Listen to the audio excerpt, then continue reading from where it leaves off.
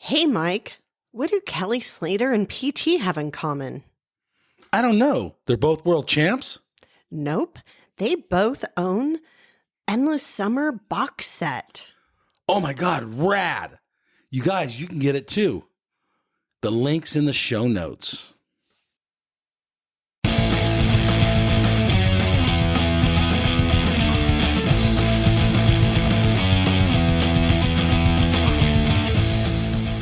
Hey, this is Mike with the Quivercast, brought to you by quiverbuilder.com, an online community where you buy, sell, and surf for your next magic board.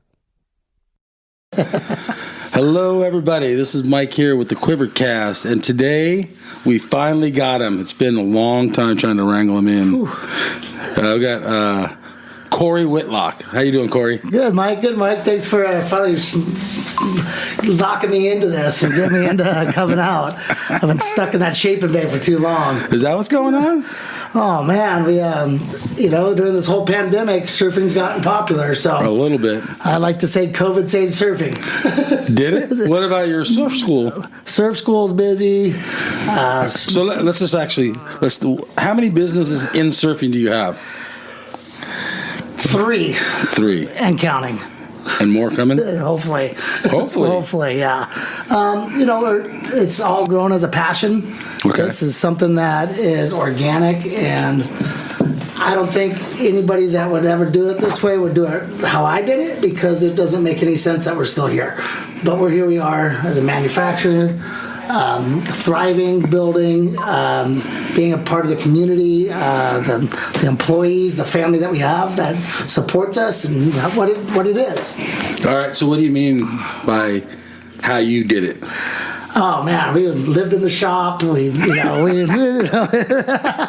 had grom fights, skate ramps, you name it. We never had product. We never had anything to sell, but we had a skate ramp and we had a surf factory and t-shirt printing. So And you had boards. And we had boards, and the kids would all come to hang out, and there was just the place to kind of be. And we weren't trying to be a big store. We're not trying to be, not trying to compete with the big boys. We're just trying to do what we do, and Which is what? Surf? Surf. That's all we want to do is surf. Okay. And then everything else is like, how can we make money surfing? Yeah. To live that lifestyle? To live that lifestyle, and just to be able to, just to see your dream succeed too, Okay.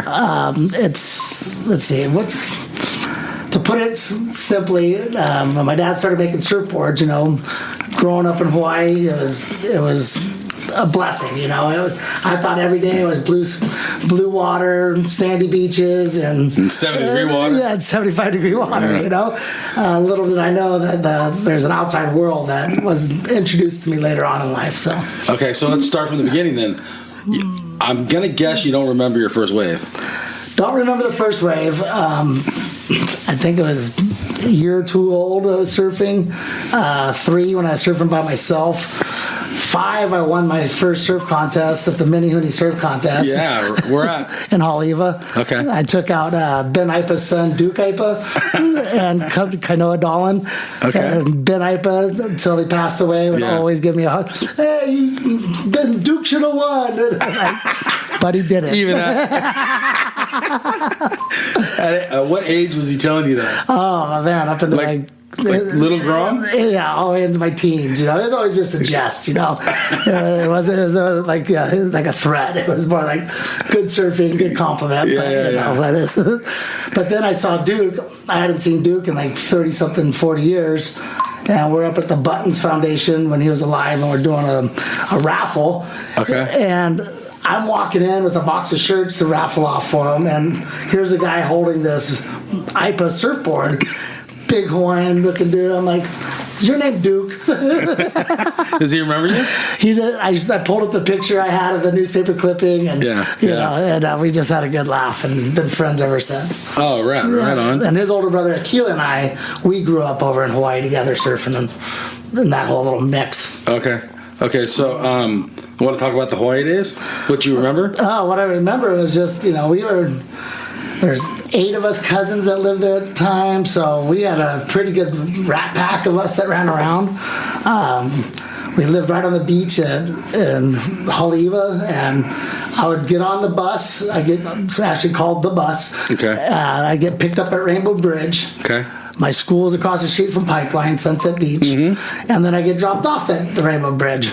6 years old, and I'm walking probably 2 miles home, maybe more, by myself. I mean, you wouldn't let a kid do this nowadays, you know, but our parents, different times. You know, we were free range kids. So we got to surf, dive, just spent all our time in the water.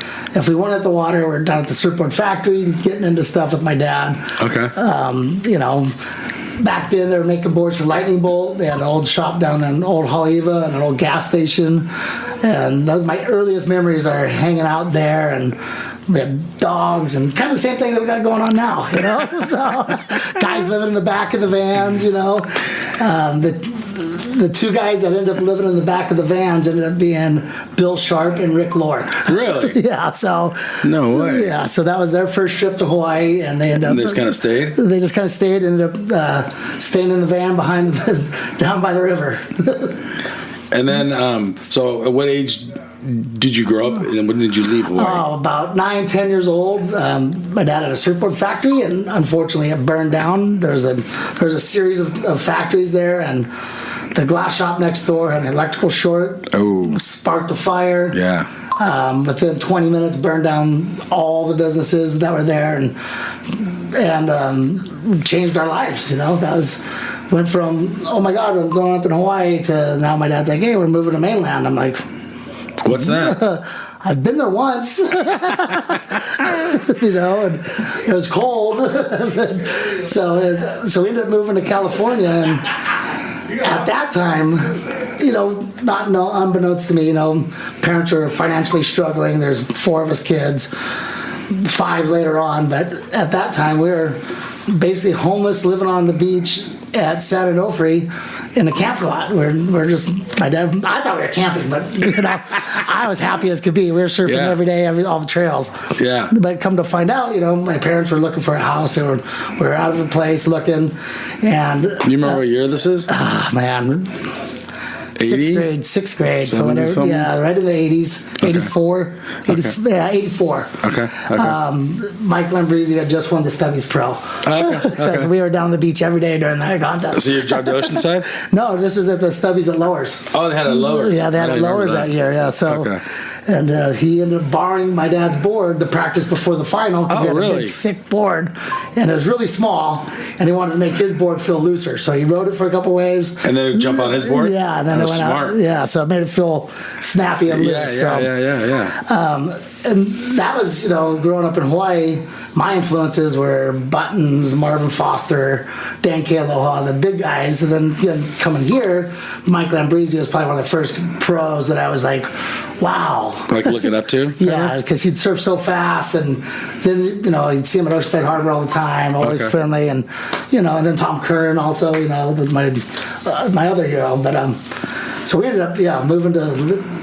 Actually, my dad was working for Infinity Surfboards, shaping the boards next to Terry Sinnott and Randy Slay, Josh Slay's dad. Okay. And Randy's like, oh, you should check out Lake Elsinore. They got affordable housing out there. Oh, you want to kill that guy. So, needless to say, we ended up moving to Lake Elsinore, and so that's how you ended up there. Yeah, so I went from white sandy beaches to white trash. Especially that time. Yeah, you know, dude, that's real. I didn't know what meth was. I didn't know what bikers or all that, you know, Hell's Angels and all the different stuff was. But, you know, I actually, where we lived, we had our house, and then there was like 40 miles of hills. So we ended up getting some dirt bikes. We'd go shoot BB guns and had horses, and so it was actually a good way to grow up as a kid, you know, because you were free range and just did whatever we wanted. Right. Dirt bikes, build jumps, you know. Did your dad stay at Infinity working still? No, drive over the hill? He was doing that, but he started getting into construction at the time. Oh, okay. So, and that's when that whole Inland Valley was blowing up. So he was doing. Geez, I think blew doors. up Temecula? Yeah. Or what are you talking about? Corona? No, they're just Elsinore itself. Because when we moved there, it was population 6,000 people. Okay. So it was nothing. It was just dirt, you know.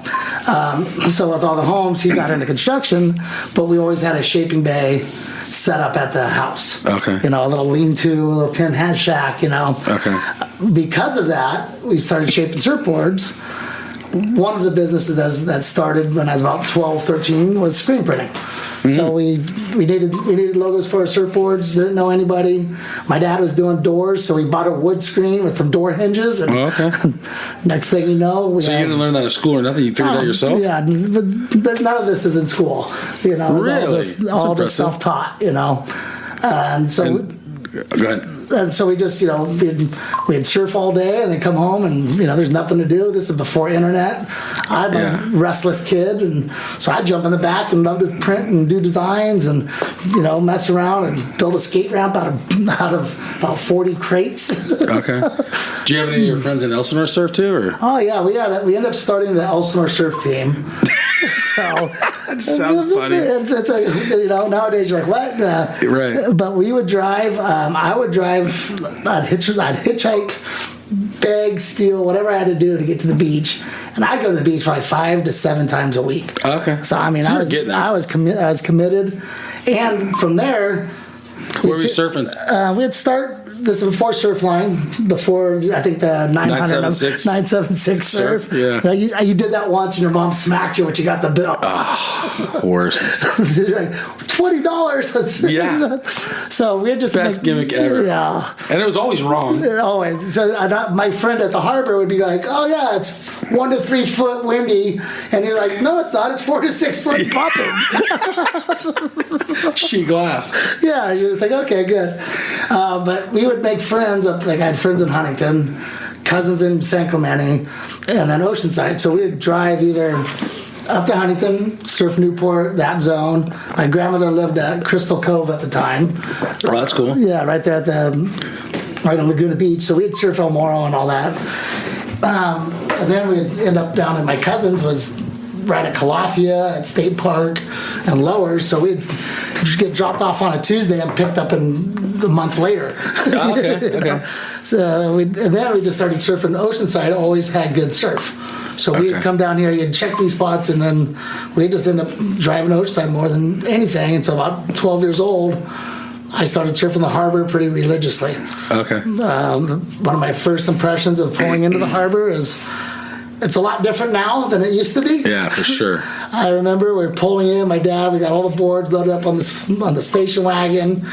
We've got probably 20 kids in the car. We're pulling in the parking lot, and here's this dude beating the snot out of this other guy in the parking lot. Yes. Just licking him, bouncing this guy's head off his car as it's driving by. All of it just like, I'm like, oh, North Shore style, you know? Yeah, you fit right in. Yeah, and all of a sudden, after the guy kicks the guy's ass, the guy runs off, looks over at us, comes walking up. What's up, guys? I see your family surfing here all the time. Your boys surf good.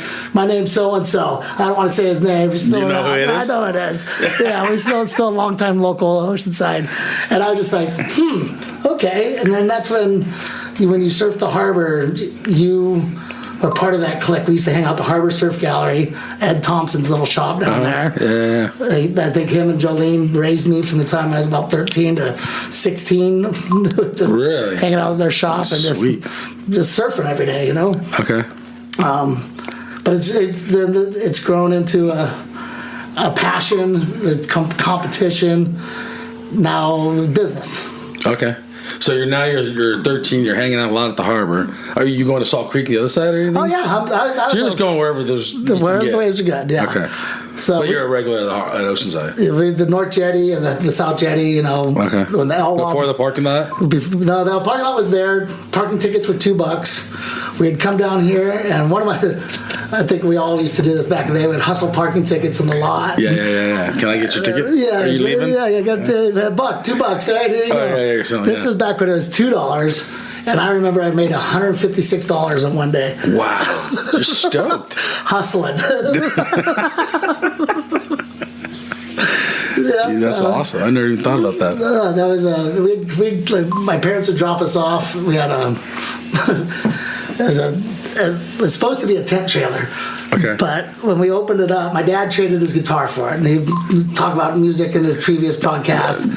He was a huge musician. Yeah. Did that break his heart? Oh yeah, Gibson Starfire. This thing's probably worth thousands and thousands of dollars right now. Yeah. He traded it for the tent trailer for us kids to be able to go camping. He's being a dad. Being a dad. And when we go to open up the tent trailer, it hadn't been open in years, all the canvas rotted out. Yes. So Super we common. rebuilt it out of plywood. And belt buckles off of ski boots. Oh my God. My dad's like MacGyver. We put it together. The thing looked like a Tijuana taco truck, okay? And we go down the harbor and we pop this thing open. Everybody's got their big motorhomes, their pop-outs, all this. Nice ones. And there's us. And we'd probably fit 12 to 15 of us in it every night. Oh, just my all the God. kids, all our friends. My sister's friends would all come. No, we'd just all have this pile in and just So funny. and then we'd hustle parking lots to pay for the parking for the next night. So like during the day, your dad didn't see you probably. Oh, my dad was at work. Okay. So he would drop off the trailer. My mom was around too, but she'd be gone back doing stuff. Yeah. But so we'd be just was free for all. free range, like I said. Wow. And then that's when you got to know, like, you start getting to know, Beasley and the Crying Brian and all the old time Primo, all the old time locals that are just still there today, holding it down, still surfing. Yeah. But it definitely. There's a group of us that all kind of lived in that parking lot as kids, and not live, but we'd all camp and surf every day, and not from Vista and Escondido, and it was just a fun area to be. North Jetty was I shouldn't say it, used to be good. It's different. Is the sand different? I think so. They built a little growing with the Y on it. The left that goes into it doesn't do it as much as it used to. Yeah. But it's still that right that comes off there. Oh man, It can get good. it can get good. Don't go there. So back in the day, you couldn't surf North Jetty unless you knew somebody, right? Yeah, it was it was stink eye all the way to the water's edge, and then even when he paddled out. So, but we loved it and we didn't care. We just ran right by everybody and just groms. Yeah, just groms and surfed and stoked. One thing is when you paddle out, my philosophy: you see somebody get a good wave, you give them a shout, give them a stoke. They're gonna see you get a good wave, they're gonna give you a stoke. And then it breaks the ice that way. It breaks it down. Okay. If you constantly give stink eye, then every time you see that person, you kind of stink eye them again, So it's easier to send a smile than it is to be a butthead. So you being an inland surfer, but before growing up and surfing in Hawaii, what'd you think of the wave difference?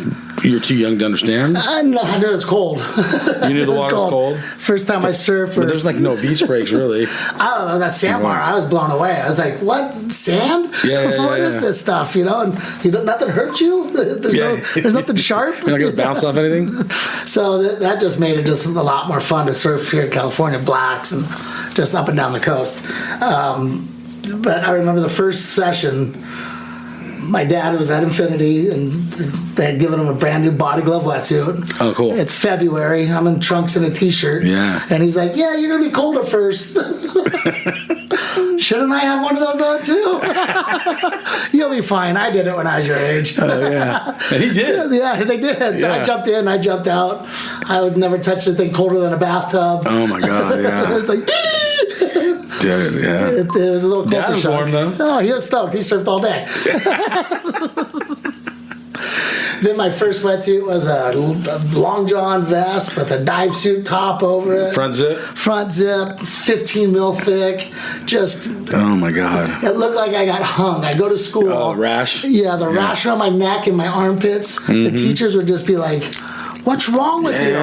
What'd your dad do? Yeah, what's your parents? Do we need to call somebody? Holy shit. Like, nope, I'm fine. That's gnarly. So, but then at age 15, I was able to accelerate my schooling, and I was able to get out of school my junior and senior year at 11 o'clock. So instead of staying till 3:30, I was playing sports. Baseball was my passion. I was playing on varsity. I was playing football. I was the best third-string quarterback our school ever had. My uniform was always clean. Perfect. Never got hit. I was just like hung out with the cheerleaders. All right, well, there you go. But then I was playing baseball, and because of I ended up failing algebra of all things, and took it in summer school and aced my math. Came back, was able to get out of school 11:15, had a car, had a little job, so we would just drive all the time. And at that time, Elsinore, we couldn't surf in the CIF or the surf series, which is now the NSSA school or Scholastic it is. So I started surfing for Fallbrook High School. Oh, okay. So they had a little surf team. They competed against Escondido, and they competed against all these other inland schools. Inland schools. Okay. And because I surfed for them, we ended up winning the division. I qualified for the U.S. surf team, which is now the ISA. Yeah. And this is the second event, and we qualified for the USA versus the French national team. I went to the St. Bart's and Guadeloupe in the French West Indies. I went there. So stoked. 17, 18 years old. We had 4 contests. I got 3 first and a second. Really? Was coming back, all my sponsors, getting ready to go. Moved to Hawaii. I was graduating high school. Okay. I was like, Mom, Dad, love you. Yeah, I'm out of here. Yeah. Had a girlfriend at the time. Okay. Next thing you know, right after I graduate, I'm going to be a dad. Oh, yes. So, followed my dad's footsteps, I guess, once again. Young father, wouldn't change it for the world. But having a son changed my life, That made me have to have a work ethic. It wasn't about having a good time and surfing and partying and doing that. It was like, oh, shoot, you got to have child support. You got to have rent. You got to have diapers. You got to make sure this kid's fed, school, It changes the dynamics, so that put me onto more the path of, I still surfed, I did my content. I was able to pursue both. But at 18 years old, I went from, I'm moving to Hawaii to, oh my God, I'm on the job site in Rancho Cucamonga. I had just moved to Carlsbad. Yeah. And if you know what Rancho Cucamonga is, that's like a 3-hour drive from where I was. I was making $6 an hour thinking I was killing it. When minimum wage was like $2.35. Okay. So I'm like, I'm doing good. I got to pay for the Hawaii, And so I ended up the construction, and I did that for many years. And that was good because I could work 6 weeks, take off, go to a contest, come back. Okay. Boss would usually give you your job back, and just do that cycle, Okay. During this whole time. What contest are you talking about? I did a lot of the Bud Tours, the PSAAs. Okay. Back then, it was just the ASP. Yep. So I did the Triple Crown about 10 years straight. Oh, did you? Yeah, I had some top finishes there. What'd you get? I got a 13th at Sunset. Wow. And like a 19th, 17th at Haleiwa, 9th at Sunset one year, and then a top 40 finish at Pipe. So let me ask you a question. Since you were working hard, and then that had to take away from surfing, right? Oh, your time in the water? It took away, but it made me more dedicated.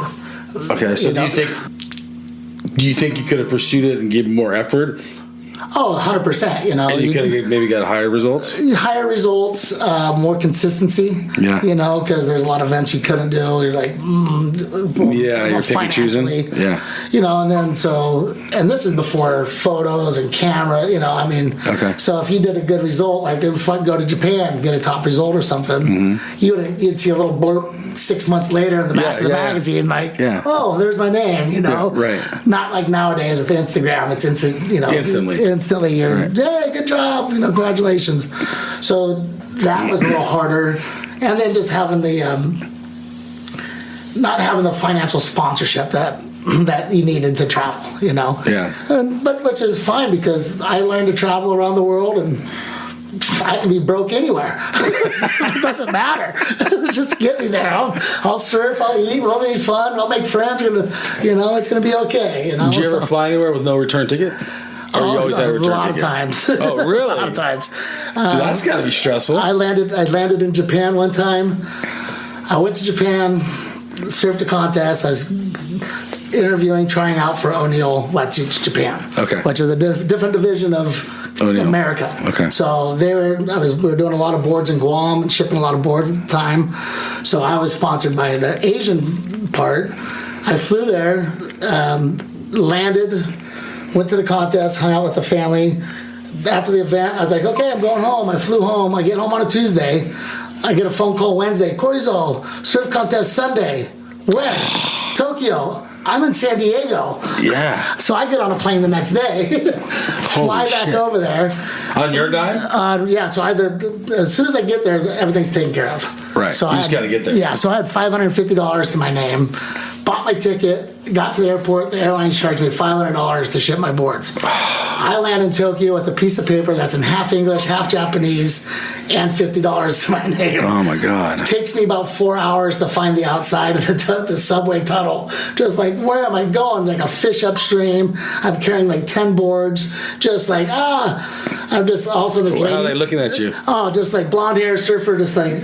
Yeah, you don't fit. Yeah, I was like the salmon going the wrong direction. Oh my God. And all of a sudden I remember this lady just looks at me, and I just hand her this piece, and I just show her the paper, like, and she goes to the taxi cab, gets me up to the cab. There's a line of like 500 people trying to get on a cab.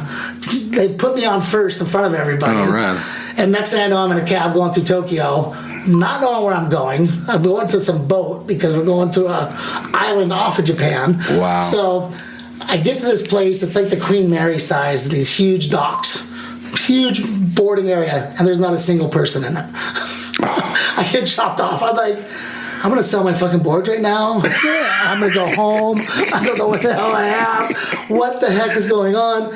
And I walk in, and like, this place is massive. It's like going in the mall and nobody being there. Oh my and all of a sudden I see in the very, very corner, I see a surfboard bag. And I'm like, okay, well, there's a sign. Okay. So I kind of wandered over to the bag, and some Japanese kid. I'm like, all right. So I'm sitting there for a couple hours because I'm supposed to meet the O'Neill guys who are coming from the contest the week before, but they're driving up, and it's like from San Francisco to San Diego drive. Okay. So, I mean, a couple days. I don't know what no phone number, there's no cell phones, there's no text messaging. I think Hotmail just came out, you know? Okay. And so I'm sitting there, and all of a sudden I see a couple guys from Santa Cruz come walking in. I'm just like, Nate, oh my God. You're scared. Oh, yes, Americans. Yeah. And they're like, Cory, where's your crew? We just saw you at the contest last week. I'm like, no, I went home. They're like, what? So Josh Mulcoy, that was it. Yeah, I don't know, but I know he is. Yeah, that was that whole crew. That was back when the Santa Cruz guys were all the thing back then. Yeah. So they come in with Billabong, and I'm just like, oh my God. And then about an hour or two later, the O'Neill guys come in, and I ended up staying for 3 months. Oh, right. So went and surfed up and down the coast. How are the waves in Japan? Chichainami, Onami, Hinami, good, bad, it's everything in between. It's very similar to California, it's got seasons, where we surfed up in Tokyo and Chiba. That's more like the harbors in Newport because it's a lot of little jetties. Okay. Nijima Island was a tropical paradise, pristine blue water, white sand beaches. Warm? Cold? Cool. It was in the spring, so it was cool time of the year. The cherry blossoms, all Mount Fuji. It's just that's right. It's an experience, and it's growing up in Hawaii. It already had the Japanese influence, that just kind of was just wow. And I ended up becoming Maxim wetsuits. I was with them for 15 years, surfing and custom wetsuits, and so it was good times, Would you have stayed there? Why'd you come back? Obligations? My son. Okay. Yeah. He hadn't seen me in 3 months, I need to come back, see my boy. And, I did that to France, too. I went over there for 10 days and stayed 4 months. Oh, really? That was my parents had just divorced. Ricky and I had a friend of the family's that has a place right in Biarritz. Oh, yeah. It overlooks Grand Plage, Napoleon's Palace. I mean, it is just... And those waves are good, right? Oh, amazing. Yeah. Amazing. I was ready because the shop my dad was running the shop, but they had gotten divorced, and while we were in France, my dad moved to the Big Island. So I get off the plane. The rent has been paid in a couple months. The manager of 7-Eleven in Carlsbad's running the storefront from us because all the kids are just running crazy through there. So I'm like, all right, well, I'm going to do it. I'm going to do it. And that's when I jumped in full time to the business and pulled the plug, like, okay, we're going to do this. And now 20 years later, we've overcome everything that you can throw at us. And still keep going and having a positive attitude and reinventing ourselves and staying relevant and moving into the manufacturing side with the t-shirt printing, the surfboard production, then the surf lessons are just, that's what gets us in the water. That's what gets us on their stoke. That's what we just love. We love teaching the kids and the youth and the people that we teach, not just to be it's not about all competition. It's actually about having fun and being a surfer and what your life can be and where you can go and where you can see yourself, from surfing all over the world to bringing your family to the beach for just a barbecue and enjoying the sunset. There's the whole aspect of being a surfer. All right, well, so let's break that down. So you go to Carlsbad, and now you guys, so how does the business start? Business started, right? My dad was living in a trailer behind my house in Encinitas. Okay. We had a little shipping container along my house where we built a shaping room, had a little outdoor carport where I did screen printing. So I had a little 6-color press, so I just mess around, print. Were we making for restaurants or just for yourselves? Just for ourselves, okay. And then started dabbling into local businesses. It started off with just, hey, I do shirts. So now, most of all my friends have their own business, so I did a lot of construction tees, plumbers, restaurants, schools, fire department, and it's all grown organically and by referrals and word of mouth. Okay. So that's the T-shirt part. But so just tell us how the steps through the years. The step, well, at this time in my life, I'm actually working in Encinitas. I was living down there for about 10 years. Actually, let's stop for 1 second. So those trips to France, the trips to Japan, this is all after? Yes, kind of during and after, okay. through. Okay. I started going to Puerto Escondido in '97, and I went down there for about 20 years straight. How's Puerto? You were there recently, right? Yeah. 2 years ago? Yeah, it'll make you see the light. Okay. There is no atheist in the impact zone in Puerto. Let me put it to you like that. Everybody prays to God. What, it's heavy? Even on a 2-foot day, it's heavy. So really, and just to find out, hey, bar is just a few hours away. So the right-hand point breaks are super fun, and there's a lot down there than just the big waves. But you go down there for the rush, or going for the pipeline. You spend all winter in Hawaii, spend your summers in Porto, get your big wave training, and then blacks and everything in between when it got big. It's always. All right, so actually, we'll go back to the business in a second. Can you describe a heavy big wave, one of your better waves, what it feels like? Can you describe it? There is no describing it. It's when you get a big barrel. Yeah. First of all, is it different there than pipe or something? Yeah, it's meaner. Really? Meaner, and it's the inside sounds like a freight train. Okay. It's brown and it's foamy and it's not blue and all tranquil bottom turns so large. It's you're in there kamikaze, get down the face, make it to the bottom, hit the gas, and every wave, you get a 10-point. If you get a 10-foot stand-up spinning tube, you come flying out. The next thing that happens is the one behind it's going to just clobber you. And you know that. Yeah, and you know it. Or the one closes out, you get clobbered, and you still get clobbered. Oh, my God. Every good wave goes punished. Mm-hmm. So if you surf Porto, you know that you're going to get your lickings. You're going to earn your water respect, though. Okay. The guys that surf down there, Greg Long, the long-time pro surfers down there that rule the place. Jojo Roper, see him down there. It's just like... They're on a whole nother level now. And they're still charging. So when you go down there, are you still charging hard? Not like I used to. I got a pretty good one. Are you picking your days? I'm picking my days, but my wife, we went down there 2 years ago for our anniversary. Okay. And it's probably, we're staying right there, right at the Hotel Edis, and Coco pulls up, Coco Nogales, and he's like, Whitlock, let's go surf. And I'm like, it looks like about 6 to 8 feet. Good day for 6'4", maybe 7'0". Running down. He's like, what are you going with that little thing? I'm like, I'll pick a couple out there. Yeah. It's like about 8 to 10, occasional 12-foot sets. Oh, He's pulling out his 9.6. Yeah. I'm like, I didn't bring one of those. I don't want to bring one either. Yeah. So we paddle out, and there's not every wave is giant, so there's a lot of in between that it's really fun, rippable waves. Problem is it's really crowded down there, so a lot of people in the water, a lot of current, so positioning and trying to catch a wave without burning somebody, is crucial. Finally, after about 2 hours, I haven't caught a wave yet. I'm frustrated. I'm going to go on anything. Yeah. All of a sudden, I'm right in the perfect zone where the about an 8 to 10 foot peak just comes right through the rip, right to me. I'm in the zone. Coco's whistling me in. All the boys, go, go, go, go, go. And when they say go, Yeah, you have to go. you go. So as I turn, I'm digging into this thing, and as I'm starting to drop in, all of a sudden this boogie boarder comes underneath me out of nowhere and calls me out. So I kick out of the back, like pull out the back, and as soon as I pull out, and all the mist and the noise just passes. As it's like a rainfall. Just Yeah. And as soon as I stop and I can clear my eyes, I turn around. There's like a 20-foot face. No. 30 yards, 40 yards out, just stacking. I haven't done wind sprints in a long time. Yeah. Haven't really trained like I should have. I paddled. I don't think I've ever paddled as hard as I could, but I made it to right as the thing detonated. I ditched my board. I have no leash on. The wave hits me right on the back and blows my shorts down to my ankles. Yes. Boom, and it sends me deep. So I'm like, I'm deep. I need to come up. I come up. There's a second one that's even bigger, meaner, further out.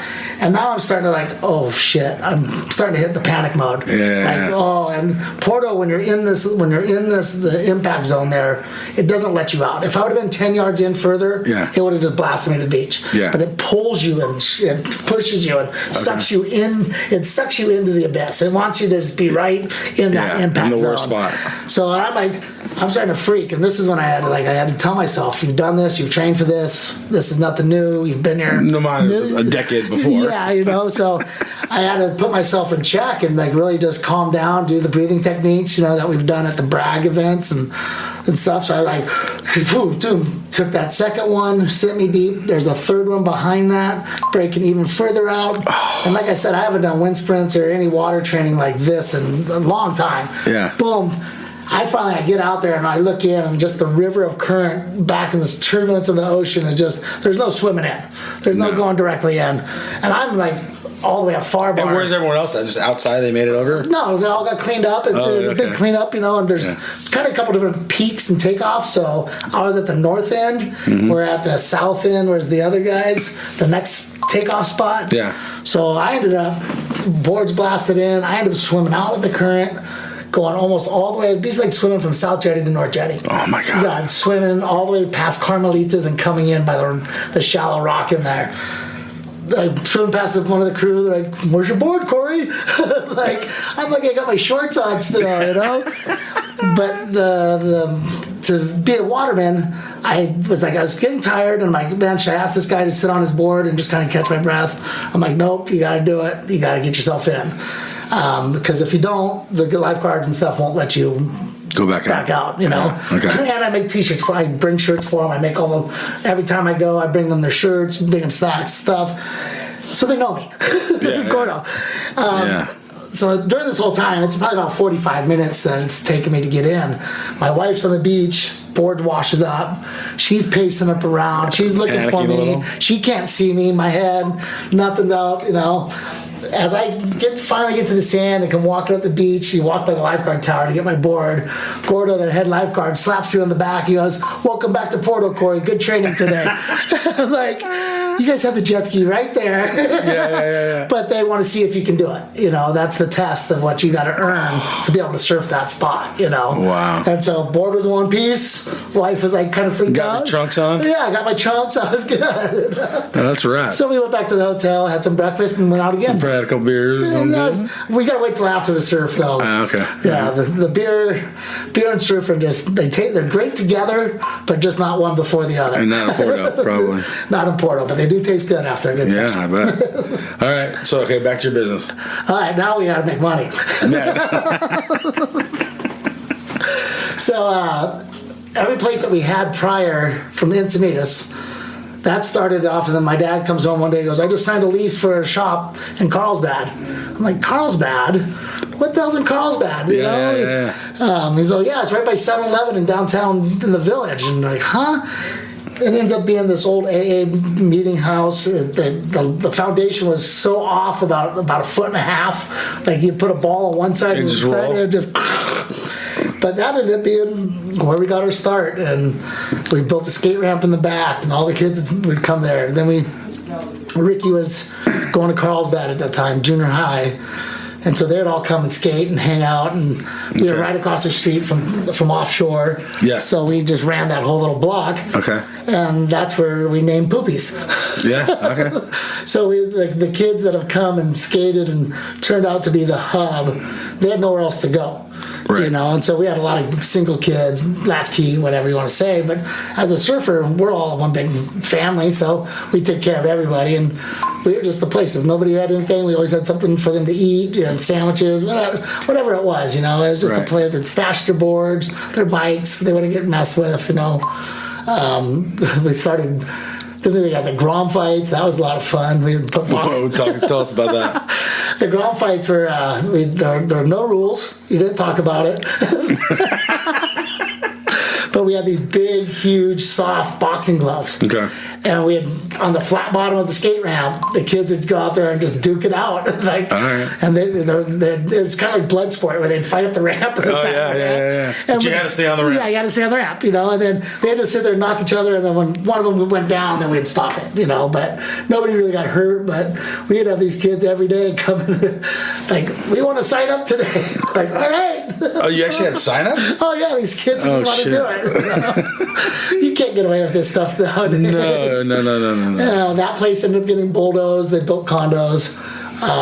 We moved to Oceanside 05 to 07, which is now the Exhale Plus building next to the smog station across from Ace Hardware. Yep. It was the original Napa building.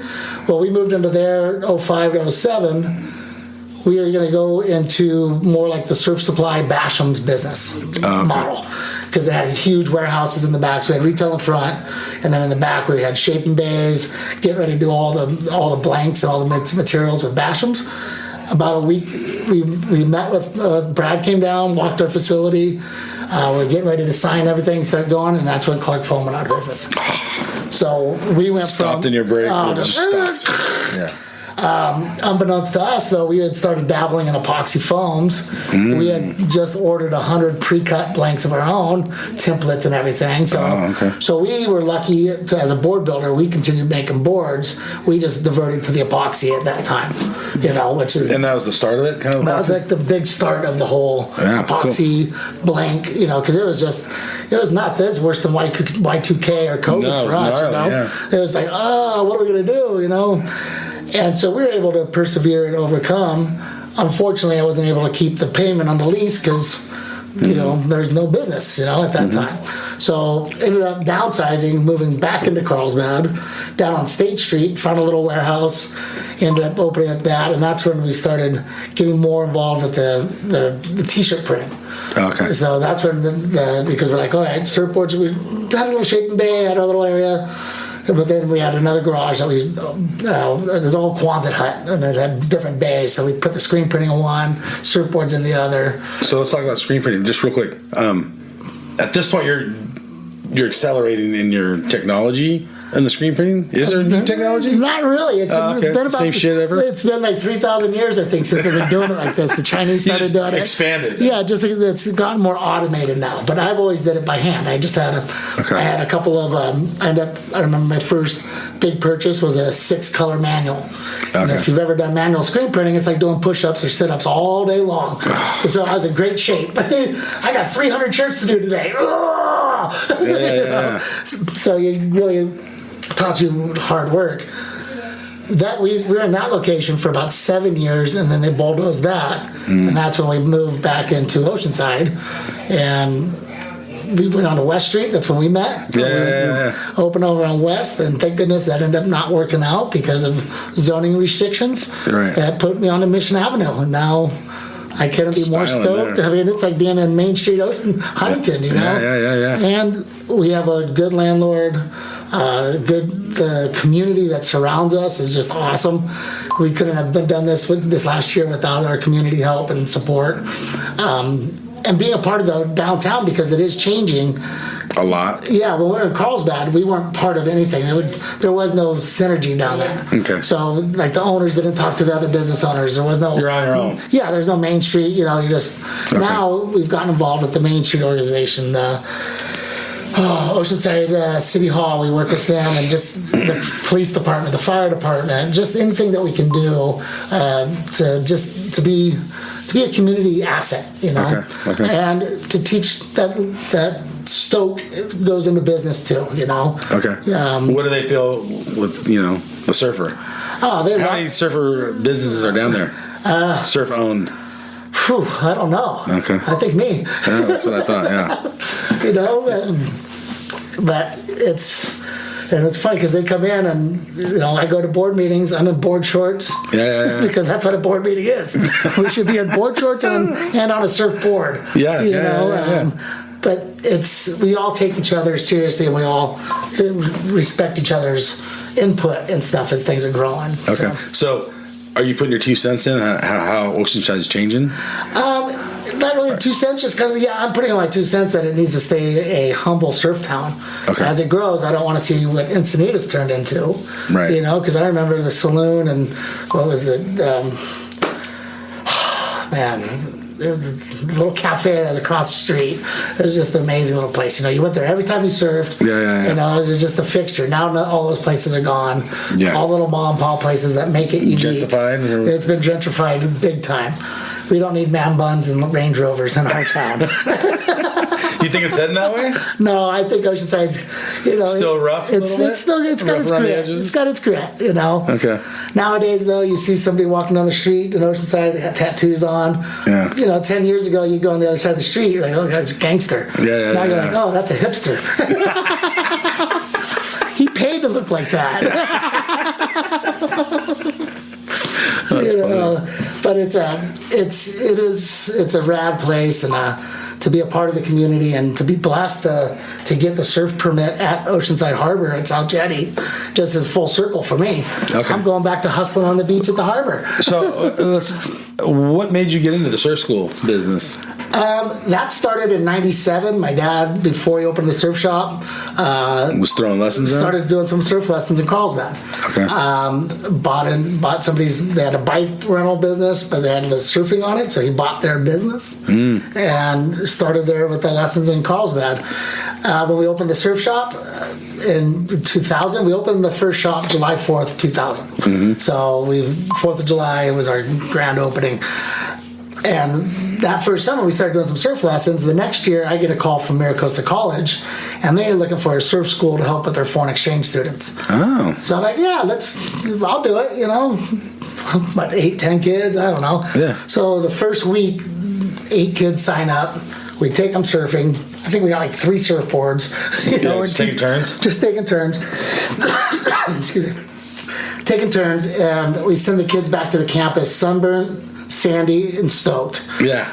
Next day, we had 300 conversions because everybody else was at tennis. Yeah. So when these kids come back, first day in California, we had all these kids from Italy, Spain, France, from all over the world are learning English. They want to surf. Yeah. They want the beach lifestyle. They don't want to go sit on a tennis court at Maricosta College. No. Nowhere, So we ended up working with Maricosta for over 12 years on this program, and would teach 200 kids a day how to surf through their program, and we'd have them for 3 weeks. So we had cycle them in groups, and Okay. So it teaches you first off water safety course, and then also how do you teach that many people.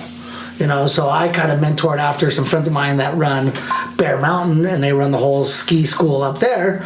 And how do they run their program from the beginners to the pros to the adaptive to the special needs to whatever you need. And so I've kind of molded my business after that. So we can do a lot, but we're going to give you that attention that you can do, but you're going to surf on your own. I'm not here to push your board. I'm not a board caddy. You ride You're it. not babysitting. You ride it. You carry it. So we teach them, and then teach them how to be a surfer. Don't drag your leash. You know what to do, how to look in the parking lot. It's okay to be a beginner, but you're not going to be a kook. Okay. All right. We got enough kooks out there. And now the surfboard factory. Holy cow! This is blown up. You want to talk about that? Yeah, this started about 4 years ago. We're just moved into Oceanside. We're building the business up. We're word of mouth, getting things going. And all of a sudden, I get a phone call on a Sunday morning, like, "Hey, anybody that wants to buy a shaping machine?"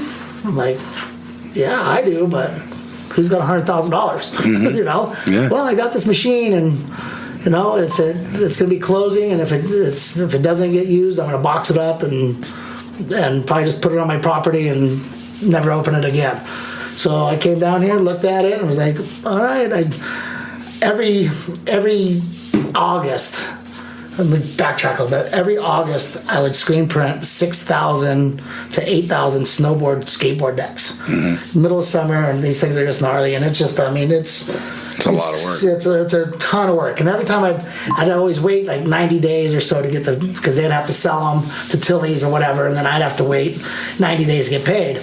Well, right when I finally get the money in my hand, this building comes up, the shaping machine comes. All comes together, huh? It all comes together. I literally went like, here you go. Yeah. And here we are 4 years later. Built a whole second floor, mezzanine across the whole building. So we have full shaping and foam downstairs with an Aku shaping machine. There's only about 8 of these on the West Coast, so they're very, very unique to the surfboard market. Lost has 2 of them. Basham's has 1 or 2. And a couple guys, I think, up in Huntington, and then I think San Francisco.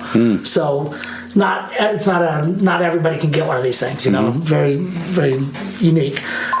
So we bought it, and I didn't even know how to turn it on. Yeah, I was going to say, the training on that thing's got to be... The training, I don't even know. Just like t-shirt printing. I just... Just jumped in, and then you got to take everything you know about surfboard building and throw it out the window. Now it's machining, CNC, machine shop mentality, not be the shell mentality, you know, Okay, yeah. walk back and forth. But it all plays out at the end, you know, but it... Yeah, at first I was like, what did I do? Yeah. Why did I do this? Did you think you were over your head? Oh, yeah, 100%. More than once I've done that, but that's Common? every business over my head all the time. But if you do it and you're passionate about it and you stick with it, and you got to have a work attitude, you got to have a work ethic to make sure things get done. Okay. You know, that's the main thing. Having the 3 different businesses, it's about having the team behind me now. Okay. I think at last count, we have about 17 employees. Oh, right. So if it wasn't for my crazy ideas and these guys' support, we wouldn't be here today. Okay. You know, my dad's a great guy. Don't trust him with the checkbook. So it's and me, myself included. I'm not that's not one of my strong points. I'm not a financial. I'm not a CFO. I'm not a tax accountant. That's not where I ever wanted to be. I went to business school. You know, I went to be a business management. You know, so my background is like get the job done. Yeah. You know, A to Z, whatever. So who's doing the accounting? Thankfully, my new boss, aka my wife, Mrs. Whitlock. All right. I had to ask that question because you're leaving that door open. Yeah, she is my backbone to this and making it all get done. We got married about 3.5 years ago now, depending on what date we choose of our wedding date. We have a couple different ones. So. We did a trial for a year first, and then did the actual wedding at a different date. So we like to have 2 different honeymoons. Right. Gives you a reason to stop working for a couple of days. Yeah, you know, we love Mexico. Yeah. But she is really, you know, her background is in the surf industry. Sticky bump surf wax that everybody loves and uses. Everybody. So her knowledge of what she knows, my manufacturing background, and together we've just really made it really. It's really taken off in the last 2 years, especially. Okay. All right. And it's just growing, and so and then the guys from Tommy and Warren to Brian and the screen printing to Paul and Ty and Carlos and Alyssa and Shaney and everybody. What is it? Randall and Ethan and Brooke, and I mean, there's just the list just goes on, you know, and. It's if it wasn't for them supporting us with our surf lessons, screen printing, and surfboard manufacturing, we couldn't do it. Not at all. Okay. Yeah, I mean, so it's so weird because you have a business, but you do 3 different businesses out of the same business. Yeah. Out of the same door. Yep. Interesting. Yeah. Wait till the next one coming out. Oh, you got a new business. Yeah, Shaka Dogs. What the hell's that? That's I bought a hot dog cart. Yes. Smart. Hot dog and shaved ice out of the front. Oh yes. So, earliest memory. Dude, that's rad. My dad's first shop that I remember as a kid in Haleiwa was next door to Matsumoto Shaved Ice. Oh, yeah. So I'd go there every day with a dime and go get my shaved ice. So I've always wanted to do shaved ice. Yeah. So, and no one does it. no, not really. No one does it good. Then that's true too. You know, you got to do it. You got to do it the right style. Yeah. You know? So when's the opening on that? Do you Well, think? I got the cart. Working on getting the permitting now. You gonna do it out the front door too? Yeah, I already built the front out. I already built the front out. So rad. During the pandemic, we started doing these face masks to stay essential, and the main business license lady from Oceanside, Jackie Bifford, I've got 4 licenses with her. Yeah. She's busted me here, so that's why I got them. She came in and I asked her if I could do it in the front nook, and she's like, yeah, I don't see a problem with it, just as long as it's the delivery and they just walk up and you hand it to them. So it's something that we're cool. I was trying to get it going before summer, but now we started taking on this manufacturing with Lost that is just keeping us 100 boards a month right now. So You want to talk about that or no? yeah, I'm hiring. Anybody that sands surfboards or wants to. There you go. Anybody that wants to learn how to get dirty, come and see me. Yeah, that's awesome. Yeah, you can put it out there. Yeah, please do. We're looking for laminators, surfboard builders. This is something, like I said, COVID saved surfing. Before, it was almost like a hobby, and only the big boys were making money on it now. Yeah. Now, because of the demand, everybody I know that makes surfboards is busy. So it's good. It's good to see your average surfer that's trying to make a business out of it to the bigger guys giving business to, because they're like, I have so much, I'm not going to be greedy. I want to push it down and nice. push it to you guys, and you're going to help us in return by getting these orders done. Okay. And meeting up with Lost and with Matt and Mike Riola, is just a serendipitous, how it all kind of came together. So Rad. yeah, I ask you one question: is it better to hire a surfer or not? don't ever hire a surfer. Only for a night job. Oh, there you go. Morning jobs, they will never show up. Evening time, if the winds are okay, you might get them to show. But if you give them their own job and to do it at their own time, I think surfers are great because they're going to get it done. Just at their odd hours. Yeah, plus they're going to get it done fast because they want to get it done to go surf. Yeah. Might not be good. But you'll get it pretty fast. Or you might get it 2 weeks later. Or not at all. All right. What about any goals in your surfing? Did you accomplish all your goals? Or did you have one? Look at your life now and where you started. I look back and I've accomplished everything I wanted to, Okay. We never... Have you exceeded it? I would say so. Okay. I would say so. We came from a family living on the beach at San Onofre with nothing to now owning 3 businesses, moving up with not having a financial support. Everything I've done, I've had to earn. I've had to make the rent money. I've had to make the payroll. It's just, you got to get it done. There's no here you guys go. Here you go. No big bucks, And I say I have far exceeded my dreams. I've been able to travel the world, make a lot of friends, amazing wife, amazing family, so to me, I couldn't be prouder. Okay.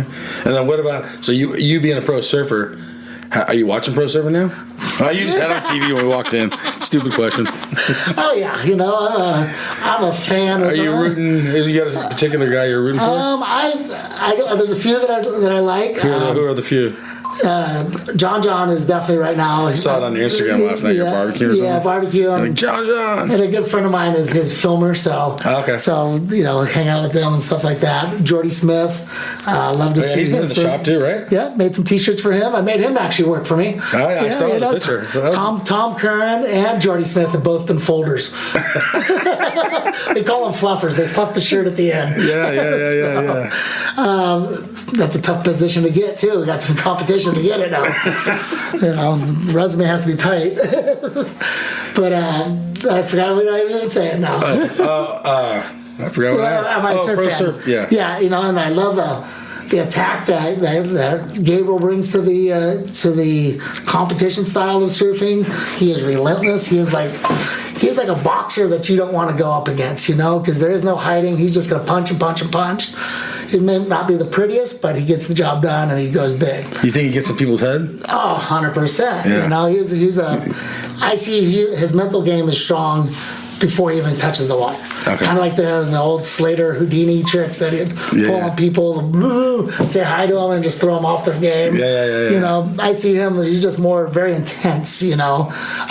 Italo is just a freak. Ripping. You know, I mean, that guy's, I don't know, he doesn't even he needs a kite, he needs wings because he's in the air more than he's in the water, you know.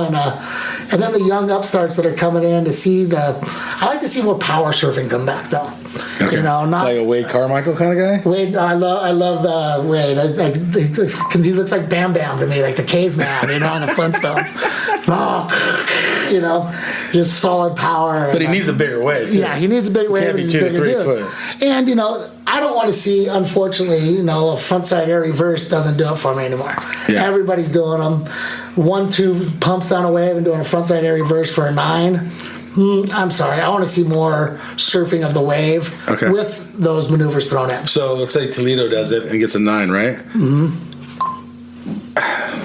So what would they? But Wade's not that kind of surfer. I'd like to see, you know, maybe that first big out the back power hack, big turn, boom. Yeah. Not 3 pumps to do an air. Like that turn yesterday. I don't know if you watched it on Margaret River. John? Did you get a solid? Well, John's barrel. Okay, there's a perfect example. He gets that barrel, kind of excited. He realizes he comes out, resets his line, and then slams the closeout section down.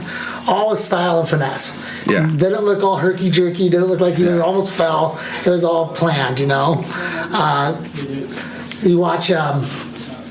Like Michel Perez, you know, he's the Spartan just goes at it and he's tough and he's strong, but sometimes it looks like he's just overpowering his board a little too much. You know, it's trying too hard, pushing power, and so there's the fine line of surfing is like dancing. You got to learn how to dance with the wave, and some days it might be Bob Marley, some days it might be Slayer, you know, and some days it might be Jimi Hendrix and everything in between, you know. So that makes sense, actually. You know, so how you approach that section, that wave, and make it look like my dad always said, you want to surf aggressive but look like a swan, and make it look pretty and effortless. You know, but you're putting your all into it. You know, if that makes sense. No, it totally does. No. And then the Olympics going to Japan this year, it's kind of wondering, that would be, I would say, a perfect venue to start the wave pool. I would agree. You know, because if the waves are good, go surf. If it's not, you can still compete. Right here. I heard they weren't doing that. I don't think they ever built the wave pool or anything like that over there. So. Maybe the 4 more years in the back. Yeah, so COVID, you know. Have you surfed a wave pool? I have not, you know. I have not. I've printed shirts for wave pools. Did you get an invite? I think they're still digging this one. Okay.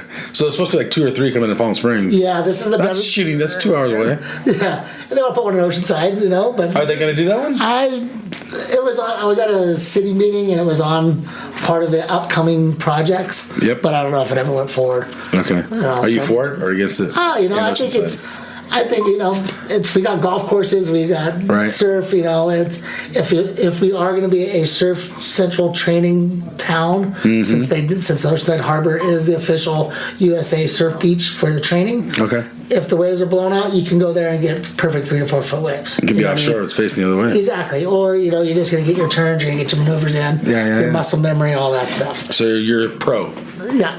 All right. You know, it's going to be crazy though when you start hearing pro surfer from Kansas. Do you think those days are coming? They never paddled in the ocean before, but he wins 8 wave pool divisions. Well, that's a good thing, or a good point. So let's say he does. Some guys ruling Middle America wave pools, but would he understand the concept when he goes to the ocean? You know, what do you think? You've got. First off, Mother Nature. Right. And he's not used to that part. Not used to that part. He's used to sitting by a wall. You know, if you've ever surfed the harbor, you know the current goes one way or the other and then 5 times the other way. Yeah. So you're constantly paddling up or down and around and out and stuff. Trying to get situated. Then you're trying to...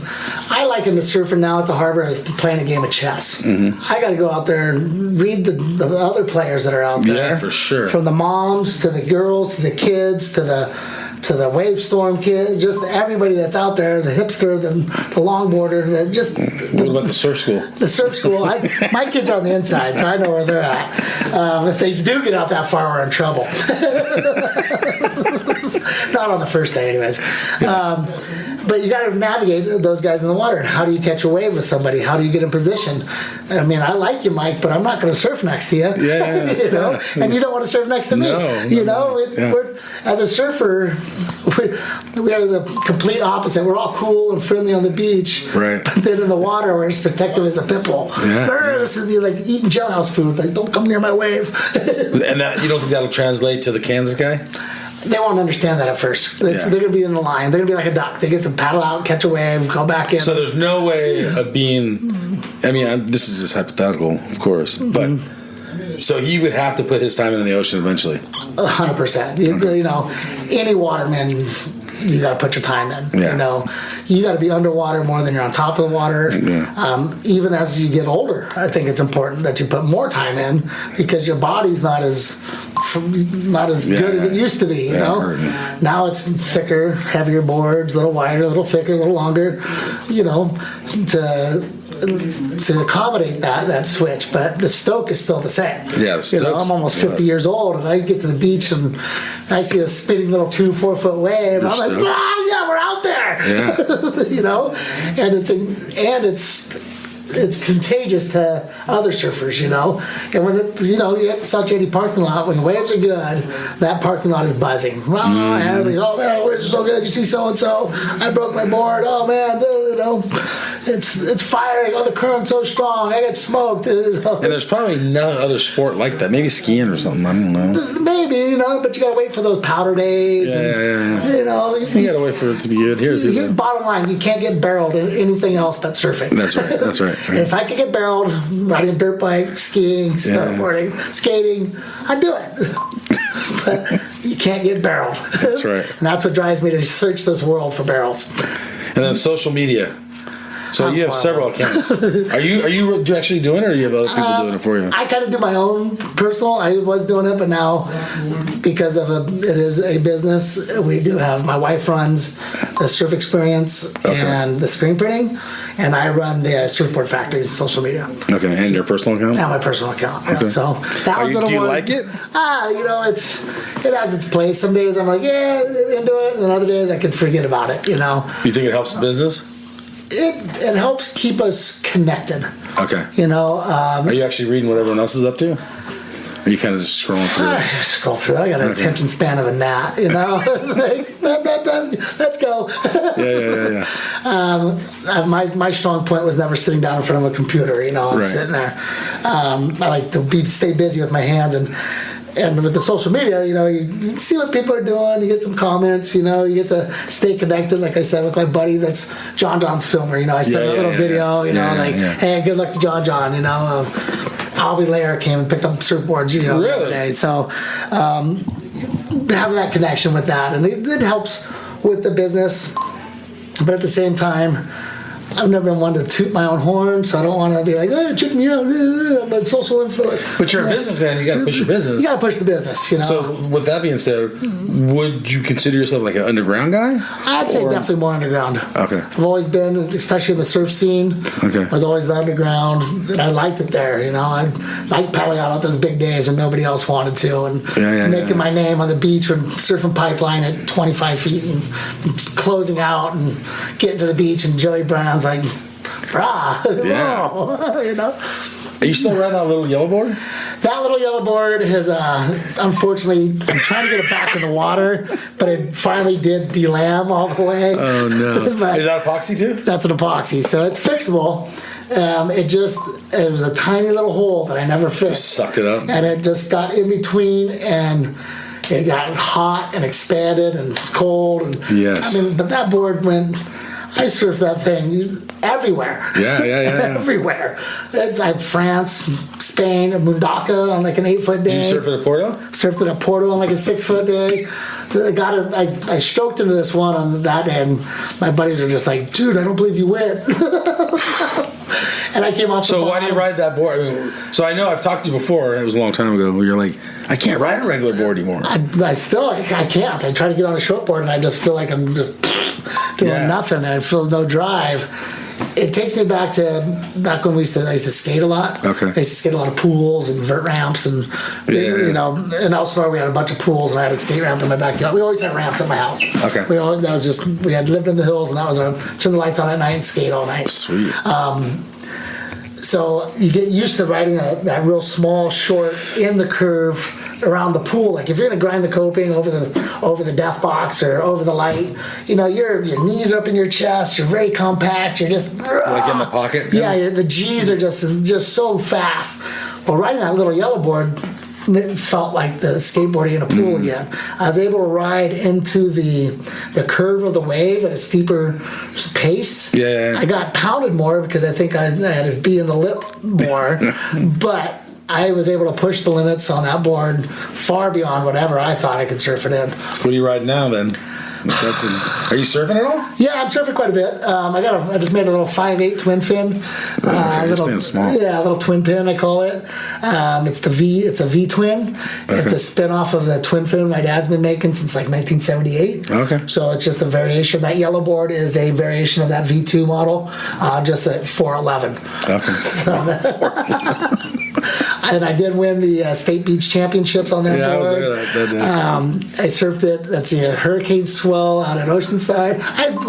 It's the only board I had for like 4 years. Yeah. Even though you had a surf shop. Yeah, but it was I'd get a board. Nope, I'm going back to that one. Get a board. I surfed it at Swami's on a giant day. Really? You know, outside ledge, just. The thing's 3 inches thick. It's probably 30. I think it's like 36 liters of foam. Okay. But it's 411, so it's like. Have you tried to replicate it? I did twice, 3 times. It wasn't the same? I still can't get it, but I made a new one.